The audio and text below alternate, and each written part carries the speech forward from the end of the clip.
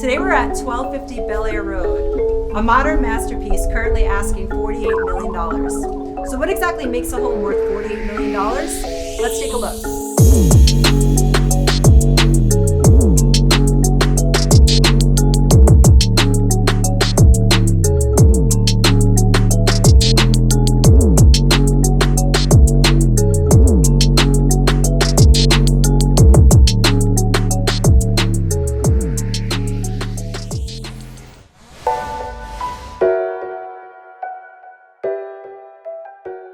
Today we're going to talk about a really interesting topic that touches home with a lot of our clients, which is custom home development, either for your own personal use or for investing. I'm going to be joined by one of the top realtors out there, Josh Altman from Million Dollar Listing, and my personal developer in the LA area, Roman James. And we're going to talk a little bit about some of the differences that we see in the personal real estate market versus what we're seeing in, Class A commercial right now, for example. Those are two very different markets. So when you're investing in commercial real estate, a lot of times what we're talking about is cap rates, cash flow, what type of quality tenant do we have in there. What you're really interested in is that cash flow that's coming from that property and the longevity of that cash flow.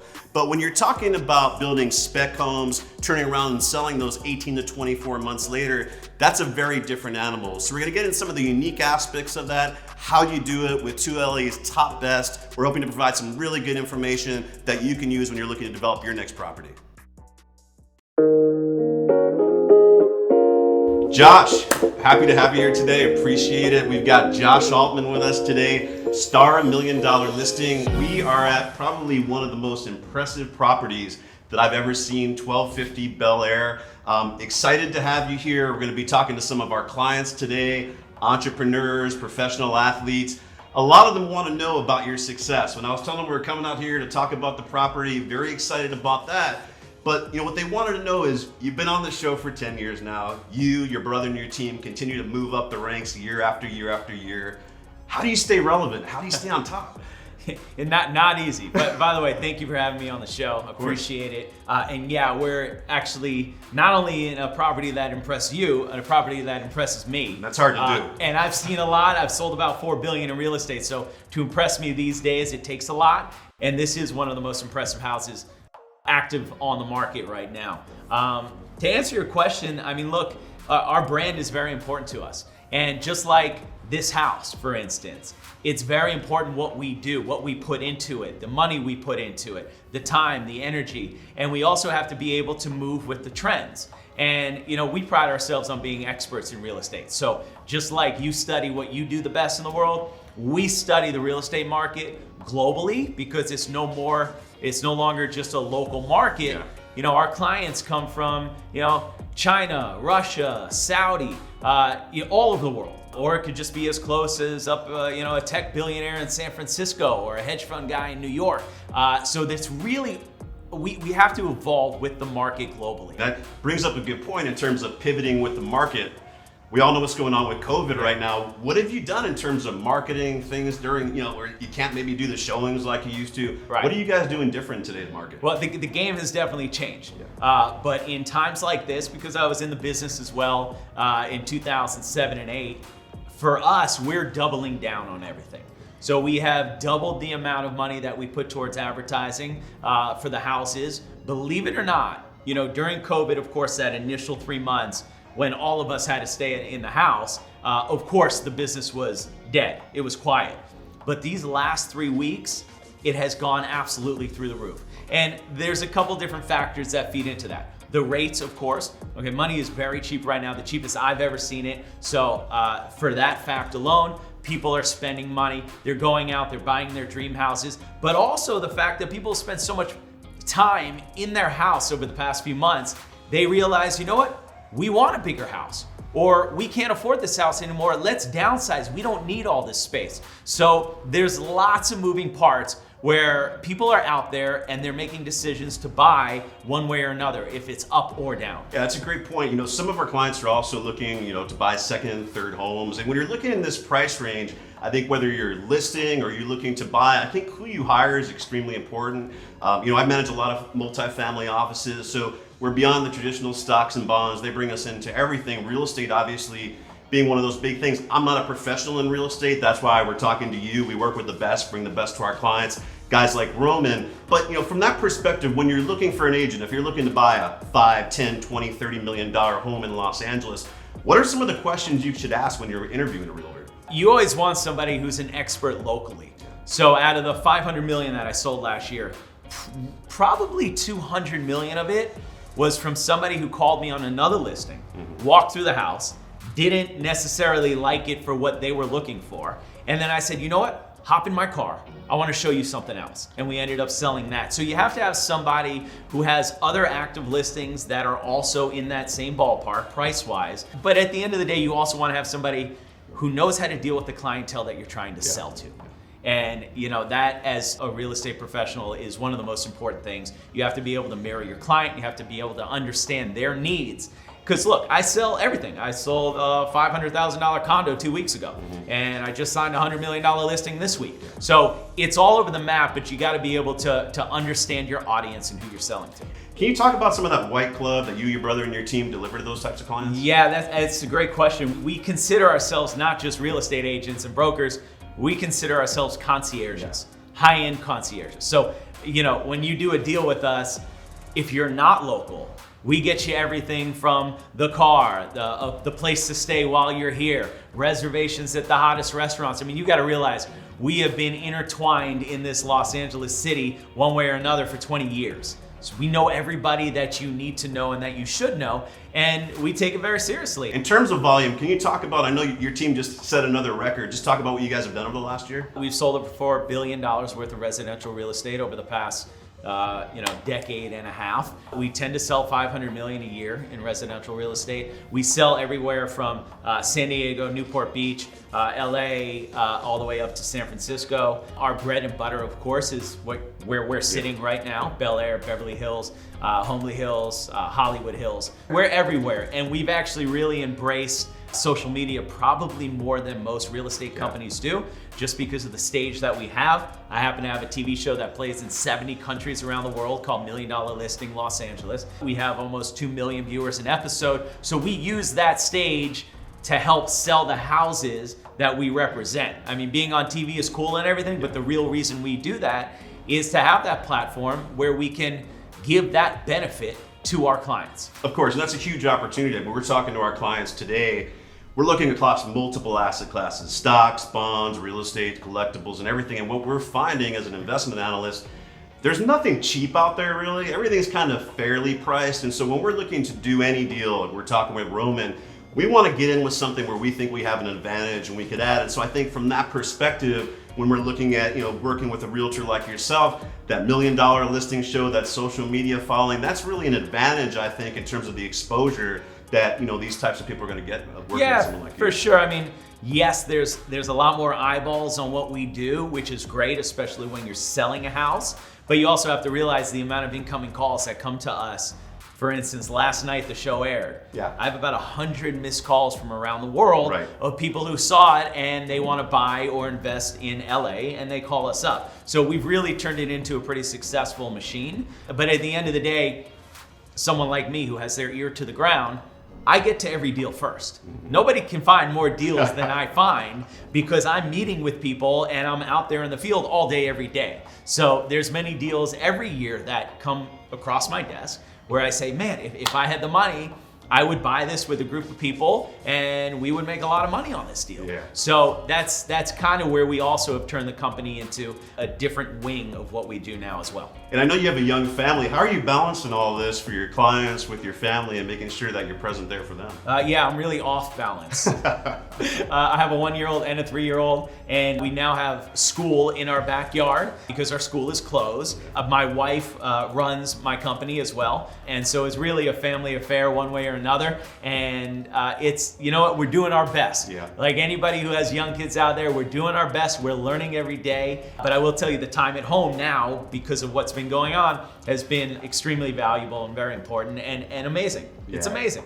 Where are you seeing the biggest opportunity right now? What price range, what area? And then I'll also ask you, what's the thing that keeps you up at night? What's the biggest risk that you see in the market here today? Got it. So my acid reflex keeps me up at night, most of the nights.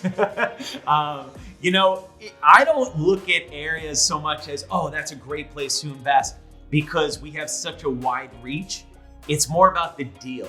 It's more about the situation of the seller. Maybe it's a divorce. Maybe somebody lost their job. Maybe a company would rather take the write-off and is not so concerned with the loss. So it's not so much a specific area, but the type of deals we look at. I invest heavily in Los Angeles because I'm here. I live it. I breathe it. I like to drive by the places I invest in, feel them, touch the houses. These are real investments that you can touch, which is amazing. So that's where I personally like to do it. Look, I love where we are right now. I think Bel Air is still very undervalued for what it is. And we are seeing some major players come in here right now and invest heavily and double down, just like we have doubled down in our business in places like this in Bel Air.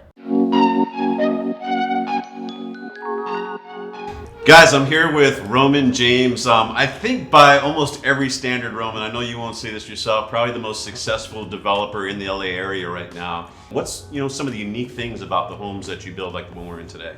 A lot of things are leaning towards tech, which is really exciting. We do Delos Homes, which is wellness products that's hospital grade air that actually kills COVID as it sits, as it circulates in the air, which is very interesting. We do circadian lighting. We do products like water filtration that's super healthy. So there's a wellness component, and then you kind of put that in with the old brick and mortar, high quality, marble and big glass and great properties and outrageous pools and theaters and AV and speakers, and you kind of roll it all into just a great package. So everybody wants it all. These days at this level, everybody wants it all. And I know, I think this one, a lot of them, you bring other investors in, you do a lot of these deals on your own. One of the things that we're talking about to our clients and investors today is the marketplace is challenging right now, no matter how you slice it. I know there's pockets that are doing really well. There's pockets of the economy that are really bad. And what we're seeing in general from our analysis is there's nothing really cheap right now. And I think anything that you're getting into today, you have to have an advantage. You have to partner with people that have an advantage. Yeah. Tell us a little bit from that standpoint, from the investment standpoint of what you're seeing, what you're doing today, how you're adding value. From the investment side, it's one of those things where you got to be on the inside track. And inside track in real estate means you got to deal with a lot of guys like Josh Altman, who's out there every day pounding the pavement. He has pocket listings. He may be dealing with distressed assets. Things where, he'll come to me and he'll say, hey, look, you can really make a good score here and a good deal for your investors. Take a look at that. So I'm not even going to say they're far and few between, because they're not. These are challenging times, but there's a lot of opportunity, especially here in Los Angeles, because it's such a great hub of commerce and one of the most desired places to live in the world. Yeah. So we have a global audience here where you probably wouldn't find that even like in San Diego or other great places to live in California, but this is such a hub that I think there's still a lot of opportunity here for the smart investor. So somebody who's getting in from the investment side and building these, putting a lot of your own money into them, and looking to resell and obviously capitalize on that appreciation. Yeah. Outside of your own instinct and experience, I was talking to Josh, and I think you were saying this is actually a deal that he brought to you. Yeah. How much are you relying on guys like Josh and what they're saying in terms of what the market's telling you on the investments that you make? Well, I really have to rely on those guys, because as much work as we do here, we could spend a couple years on a project, and during those 2 years, the economic climate can change, as you know. So 2 years is a long time. Josh probably has the hardest job of all of us, because no matter what the economic climate is, we're leaning on him now to sell the project. So I really rely on his confidence in a project, saying, okay, I like this, no matter what the economic climate, I'm going to put you in this deal because I feel really confident about it. Yeah, and I think that's important, because I've been doing this for a long time. We've seen a lot of deals, clients that tried to do the things themselves that went really bad, getting with some developers that were, not let's just say not above board. So I think from that perspective, I think it's really important from my view, to lean on these guys who are actually out there talking to the end buyer to sell it. I think sometimes these developers, get so much in their own head and building a project that they think is great, and they're coming up with this valuation that isn't necessarily what the market says. So I think that's kind of an important issue that you bring up there. Yeah, absolutely. I mean, all of us as good as we think we are, you really have to check your ego at the door and look at the market. You have to look at the trends. You have to know your audience. You know, like Josh said, you know, you're designing for housewives and families and single guys that just got divorced, or a guy that just sold his company for $200 million and wants to buy a great house. So you can't really lean towards one group. You really have to make it attractive for everybody. So that's a challenge, but you know, that's what we try to do. And you kind of never know who the buyer's going to be, right? I think if you're being too specific to build, that could be probably not the right way to go. One thing that I think a lot of these realtors have learned, exactly what you're saying, you never know who's going to walk through that door. You never know their history. And granted, we vet some people, or some people are famous. We know who they are before they come. But, you know, a lot of people don't. And, you know, some of the best sales have come out of nowhere. So you really have to respect who comes through that door. You know, and I think, and as a young analyst, I think what I talk about to people all the time, we get these guys that come out with the Harvard MBAs and all these things. And that's great. On paper, that pedigree is interesting, and not to minimize that education. But there truly is no substitute for experience, right? And I think what you said is most important is that you made some mistakes. Right? It's making those mistakes before taking other people's money on is really what made you today. And so absolutely. When you look at that, what are some of the biggest lessons that you learned from in your past? To answer the question, the biggest lesson I just think is being prepared for the unknown, having contingency. You know, at this level, you're never going to be able to pick everything off in a budget. You're never going to be able to forecast everything. What we try to tell our people is set aside at least a 10 or 15% contingency on your conservative budget, and you should be okay. So I think that's an important lesson. Contingency money, very important. Another thing is, you know, don't start with a small yield. Our pro forma is cost of land, cost of money in construction, multiply that by 2, that's our exit. So we have some room to move. We have some room to move for economic climate. Things can go a little haywire, and they do. And that's the 2 lessons that I really learned. Contingency, make sure you have a big yield at the end. That's you start big. If you start lean, you can only get leaner. Yeah, that's great information. So when you look into a deal, whether it's this or any other project, what's the typical IRR that you're shooting for? 100%. 100%. Okay. And over what period of time is that? 2 years to 36 months, somewhere in there, depending on the project. Okay. In terms of opportunities today in today's market, we talked about COVID, some of the challenges that's bringing up. You're saying you're still finding opportunities out there today. Whether that's a distressed deal, someone who's getting divorced, whatever it looks like, what does the typical deal look like? Where are you finding the most value? You know, by and large, I think as horrible as COVID has been, you know, to the classes, it's opened up the doors. You know, home building is still essential, so we've been able to work, which is great, and it's great for our particular industry. So what we're finding is, though, now instead of waiting 2 or 3 years, investors, myself, can step into maybe projects that have stalled. Or people decided that they wanted to move, or they're just, you know, they don't have the stomach for it. You have a product now that's halfway done, where we can come in and step in and finish for half the time. And I think that is going to be a big opportunity over the next 12 to 18 months. And candidly, that's where I'm focusing, is either partnering with people that are having a little trouble. We come in, financially prop them up, help them finish. And what's attractive about that is the return happens much quicker. So we're talking about some of these opportunities that you're finding today. What do you think some of the biggest risks are for someone looking to invest in, you know, luxury homes today, whether it's for personal use, looking to build their own, looking to do it as an investment?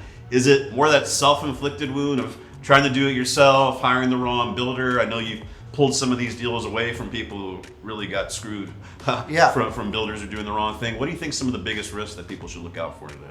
Biggest risk is getting in bed with somebody who's not prepared or doesn't have the experience or track record.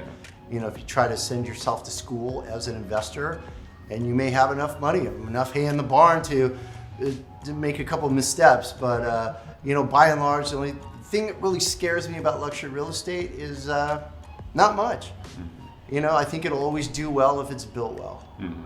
Great information, Roman. You know, a lot of, you know, opportunities that people should look for, as well as some of the risks that they should look at when developing a property themselves. But I'd be remiss not to show some people some of the features of this property. Not a lot of people have an opportunity to get inside of a $48 million property, and I want to show them some of the things that are really unique to you and that quality that you really put into each one of your builds, if we can kind of take a look around. Oh, sure. Happy to do it. Guys, I know you guys have been working together for quite a while now. How long have you guys been working together? Almost a decade. Yeah, long time. What was the first property that you guys worked on? Do you remember? There's been so many I don't even remember, but I can just tell you whatever it was big and it was awesome. Yeah. Well, so yeah, this is big and awesome. How many square feet do we have here, Josh? On this, we're at 14,000 square feet. Yeah. On 6 acres? 6 acres, yeah. Put that in perspective. Like, what's a typical size lot that you see up here? Where we are right now is actually really important to understand the value of real estate up here. So just looking out the windows behind us, I mean, very quickly, you have a $130 million house that's going to be hitting the market next month to the right. Wow. Right below that, you have an owner user who's already into that house for $80 million, and they haven't even framed out the house yet. And just below that, you have one of the most famous architecturals owned by Michael Bay. And below that, you have the one that just traded for $94 million. And you got the Pritzker estate below as well. So you're surrounded by some of the best real estate in all of the country right here. Yeah, so $48 million, I mean, it might seem hard to say, but that's actually a relative bargain when you think of what's going to be coming onto the market here. So, I'll tell you, I see a lot of really good views, right? Yeah. From a lot of this amazing real estate. This is actually one of the best views that I've seen because it's right in your face. You get the best of all the worlds here because not only do you have amazing city, you do on a very clear day have the ocean as well, but then you have some epic real estate leading into the city. So it's really the best. Rob, a little bit about yourself. I know we were talking, you've been doing this for a really long time. When you found this property, just talking to people who are looking to get into development, looking to partner with people like yourself. Yeah. What are the 2 or 3 of the key things where you saw this property and said, I've got to build here, this is going to be a big opportunity for myself and my investors? Yeah, I mean, well, first of all, Josh is the one that brought me this deal. So if it got through, Josh vetting it, I'm already 90% in because he's a very critical guy. Sell it. Yeah. He's a very critical guy. So Roman, we're buying a property. He said, okay, what are we buying? Don't worry about it. Yeah, we really look for things that are AAA properties. They have nothing wrong with them, and then we come in and we make them as great as we possibly can. And that's your best edge to get a great sale. If you're looking over rooftops or power lines, or you don't have the privacy of neighbors, any one little thing can really trip you up. And at this level, when you're carrying this much cash in a deal, if something sits around an extra month, boy, that's a lot of money. Yeah. So you really want to take everything out of that equation right at the purchase. And that's, again, if Josh brings me something, I know all that work's already been done. So what we've got to focus on then is just making a great accent to the canvas. So Yeah, we always find in this market especially, if something's done well, people will buy it. It will sell. It's the stuff that they felt they might be able to get away with, not doing it the best of the best. Those are the ones that will struggle. So it's always worth putting in the extra dollar to make sure it's the best of the best. For instance, I mean, what house do you see where it's kind of a spec house, but has a $180,000 television that comes with it? $250,000. I'm sorry, 250. My bad. Yeah. Yeah. So little things like that go a long way, and that's what somebody expects when they spend $48 million. Roman, from an investment perspective, I mean, you're known for high quality, high finishes, and I think to a certain extent that's been some of the success that you've had. But I was looking at some of these appliances, Gagano. I mean, that's the most expensive out there, right? And there's a lot of other nice options, but why Gagano, for example, on the appliances? Well, our target is that we want to go after somebody that wants the best. So, if we don't believe in our product, nobody else is going to believe in our product. So we really try to deliver, at the time in the market what we feel is the best products. Gagano being one of them. We have a sub-zero paneled refrigerator behind you. All these cabinets were made in Italy. These counters are bulletproof. You could spill wine, you could spill lemon and cut and dance on these if you wanted to. They're not going to break. There's also some cool features here, like you have automation. That's always kind of fun to show off to your family and friends and makes your life a little bit easier. But these are things that are very important to a purchaser. What's the cost of just cabinetry alone in this kitchen, for example? This cabinetry was about $250,000. Yeah. You know, so you bang that up with the appliances and the labor and everything else it takes to put them together. You're looking at upwards of $600,000 or $700,000 for a kitchen. Not every builder or spec builder is going to do that. For me, this is one of the most important parts of the home. You know, in Roman, here in LA, I think one of the most important things is this, you know, we have this year-round beautiful weather, indoor, outdoor living space. I think you took that to a new level. I mean, the whole back opens up to a magnificent patio, pool. Tell us a little bit about what's going on here. Yeah, I mean, listen, this deck is 120 feet by 16 feet. It's the whole length of the mid-level, which is, you know, the bar, lounge, family room, formal dining, kitchen, all opens out onto this patio. So really, if you have a 14,000 square foot house and you're doing indoor, outdoor to this degree, now this feels like a 20,000 square foot house. It really does. This is the money shot. You want to be able to take advantage of this. So this whole house really plays to the view. And that's really what, you know, that's what Roman's known for when he builds these houses, is you never hear a creak in the floor when you're walking. It's amazing. You understand the solidness of each house that he does. But this is one of my personal favorite parts of the house. Wait, is that a safe? That's a safe. Look at this door. Yeah, You gotta close that for effect here. I mean, that's... This is for the very hard to get Birkin bags. That's right. Yeah, that door itself is about 3,200 pounds. Give that, you're a big guy, give that a ton. Yeah. Yeah, that's not light. Yeah, I didn't need to do my lat pulls today. Josh might want to put his guns on. And I was warning guys when we started walking down here, if your fiancés, wives, girlfriends, we're gonna start to enter the feature that you might want to kind of cut ahead for when we walk into this closet here. This is, well, let's walk in here and take a look at this closet. Please come to the boutique. With Hermes, Chanel.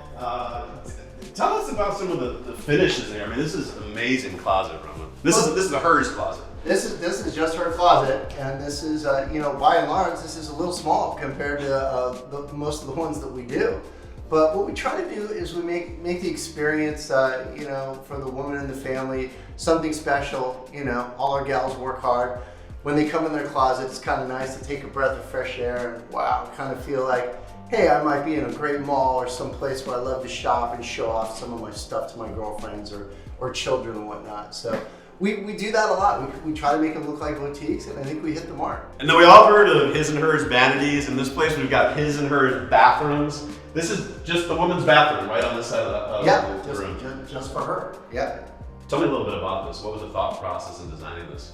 Well, I mean, it's just big and bright, and it takes advantage of the views. Again, it's a very private lot, so who wouldn't want to sit here and get ready for every day in nature and take a look at the city that you're going to go out and enjoy yourself in?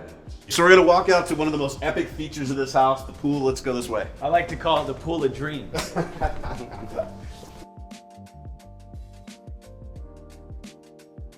Yeah, Josh, I'm finishing up. You know, we were saying earlier, we only bring the best of the best to our clients. This guy's too humble. I was asking him some questions about himself earlier. He's not going to tell anyone. Tell our viewers, you know, some of the records that this guy set. Oh man, how much time do we have? About 30 seconds. I mean, look, I will tell you this. One of the most impressive is the fact that Roman built a house, the spec house, that broke the record for the most expensive spec house ever sold in the history of Los Angeles. Wow. Just south of $100 million. Also, he broke the price per square foot record in Los Angeles, almost $5,000 a foot. Yeah, that's right. Not to mention a Hillcrest house in Beverly Hills for $70 million. Oh, there you go. Let's tune his own horn. He also did sell another one for $70 million. So look, the records get broken all the time when you're dealing with Roman, which is great. And you know, that's why people love him, because you get the best of the best and they expect the best of the best. Thanks, Josh. We appreciate it. Great having you out Absolutely. here. Absolutely excellent tour. We'll see you soon. Thank you very much. All right. Thanks for having me. We'll see you, Roman. All right. Take care, Josh. Let's build more.